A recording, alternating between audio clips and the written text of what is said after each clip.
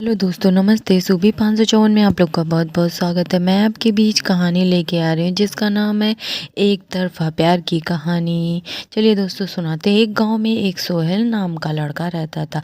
सोहेल की उम्र लगभग 18 साल हो ही रहे थे। वह कॉलेज में ग्रेजुएशन यानी कि स्नातक की पढ़ाई कर रहे थे। वह लड़का पढ़ने लिखने में तो काफ़ी ज़्यादा नॉर्मल था, मतलब कि पढ़ाई लिखाई के मामले में वह लड़का ना तो ज़्यादा तेज था और ना ही ज़्यादा खराब था। उसका रोल नंबर मानो कि सोहेल का नंबर अपनी कक्षा में हमेशा 3 या 4 नंबर पे होते थे। सोहेल पढ़ाई लिखाई के साथ साथ प्यार मोहब्बत वाली चीज़ों पर भी काफ़ी ज़्यादा विश्वास करते थे। सोहेल चाहता था कि वह अपनी पूरी ज़िंदगी में किसी ना किसी लड़की से प्यार करके शादी करेगा। जयपुर शुरुआत में ग्रेजुएशन की पढ़ाई कर रहे थे तो प्रथम सेमेस्टर में उसे किसी प्रकार कि कोई प्यार करने की हिम्मत नहीं लगी थी, लेकिन जैसे ही वह दूसरे सेमेस्टर में जाते हैं उसे एक लड़की से काफ़ी ज़्यादा सुंदरता देखने लगते हैं। लेकिन वह लड़की क्लास में हमेशा प्रथम नंबर पर आती थी। उसका मतलब है कि वह लड़की जिसका नाम नेहा था,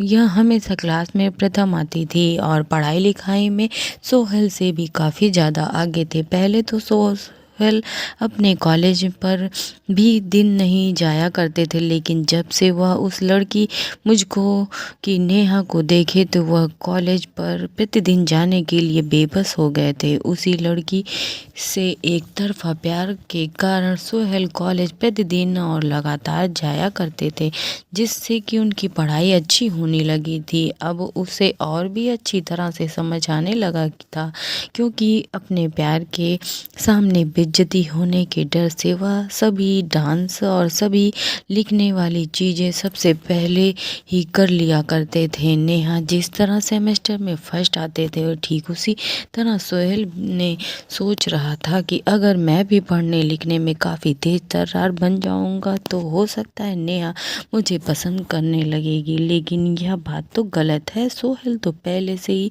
नेहा को मन ही मन पसंद करने लगे थे। अब तो नेहा को ही बार बार देखने का मन करता था। सोहेल को आपको बता दें कि सोहेल हमेशा उसी टेबल में बैठना करते थे जिसके सामने नेहा बैठती थी। अब धीरे धीरे दोनों ने काफ़ी ज़्यादा बातचीत होने लगी थी, क्योंकि प्रतिदिन कॉलेज जाने के कारण उसे रोज़ाना कॉलेज जाने वाले लड़कियों से ज़्यादा काफ़ी मिलजुल तथा पहचान हो गए थे। नेहा भी थोड़ा बहुत उनसे बात किया करते थे, लेकिन नेहा का इरादा प्यार करने का बिल्कुल भी नहीं था। लेकिन समझ में नहीं होगा, अपने मन में खिड़की बना रहे थे। वह नेहा से ही प्यार करते थे और उसी से शादी करेंगे।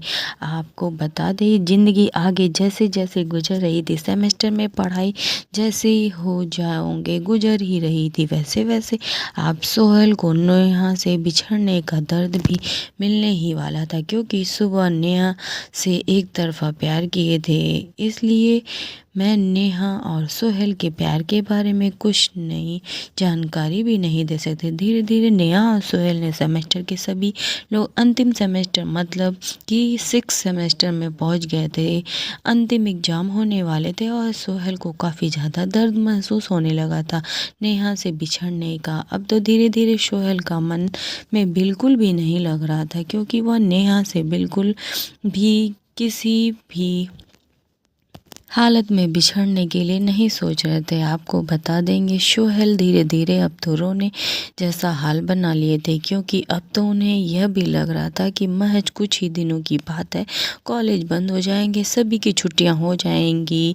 फिर अब कौन कौन कॉलेज में नामकरण करने आएगा, तो सभी लोग अपने अपने घर जाकर अपने अपने शहर में पढ़ाई करने वाले थे। ऐसे में ही सोहेल काफ़ी ज़्यादा दुखी रहने लगे थे। एक दिन जब सेमेस्टर 6 आखिरी एग्जाम चल रहे थे, तब भी तुम सभी लोग ने एक दूसरे से बिछड़ने का वक्त आने वाले थे। उसी पहले हुआ चाहते थे कि वह नेहा से बात करे कि वह उससे प्यार करते हैं और उनका फ़ोन नंबर वगैरह लेकर उसे सब दिन के लिए बात करने के लिए तैयार करने के बारे में सोच रहे थे।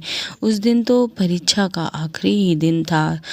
उस दिन के बाद से अब कोई किसी को नहीं मिलने वाला था। जैसे ही सभी लोग अपने अपने घर जाने लगे थे तो सोहेल का घर काफ़ी दूर था और नेहा का घर भी काफ़ी ज़्यादा दूर था। परीक्षा ख़त्म होने सभी लोग अपने अपने घर की तरफ चल पड़े थे। साथ साथ नेहा और सोहेल भी अपने घर की तरफ चल पड़े। वैसे तो पहले नेहा को लेने के लिए उनके पिताजी को ले जाया करते थे, लेकिन उस दिन एग्ज़ाम दूसरी पाली में चल रही थी और काफ़ी ज़्यादा शाम हो गया था। हो सकता है नेहा के पापा को किसी तरह का कोई काम हो और लेने के लिए नहीं आए। नेहा को इस बात की जानकारी बिल्कुल भी पहले से ही थी, इसलिए वह अपने घर जाने के लिए बस तथा ट्रेन के बारे में पता करने के लिए स्टेशन के बगल के में बस अड्डे पे पहुंचने लगी। लेकिन सोहेल हमेशा से ही ट्रेन के माध्यम से ही अपने घर आया जाया करते थे, क्योंकि कॉलेज से महज 3 स्टेशन ही होते हैं